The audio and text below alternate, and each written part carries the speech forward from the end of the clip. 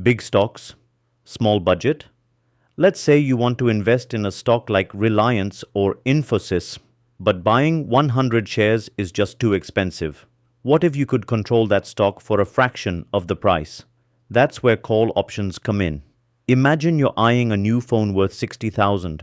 You're not sure if the price will go up next month, but you don't want to miss the deal.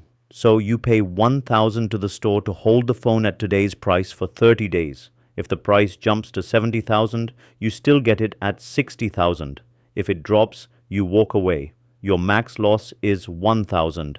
That's exactly how a call option works. Another example, concert tickets. You hear front row seats may shoot up in price, so you pay 500 now to lock in a 2,000 seat. If the price goes to 4,000, you still pay 2,000. If the event gets cancelled, you lose just 500. A call option is the same. You lock the price, not the obligation. Planning a wedding, gold prices matter. You pay 1,000 to your jeweler to buy gold at 60,000 per 10 grams, anytime in the next 2 months. If prices rise to 66,000, you win. If they fall to 57,000, you skip it. That 1,000 was your premium, just like in options trading. Now apply that to the stock market. You pay a small premium to buy a call option on, say, Infosys at 1,500. If the stock rises to 1,700, your option becomes valuable.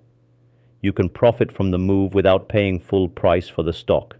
If it drops, you simply let the option expire, just like walking away from the phone or gold deal. So if you've got a small budget but big stock dreams, call options give you leverage with limited risk. It's not about gambling, it's about smart positioning. Like the analogies?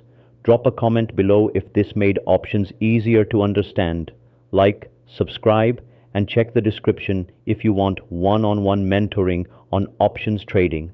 Welcome to Traders Cafe, where we simplify the markets for real people.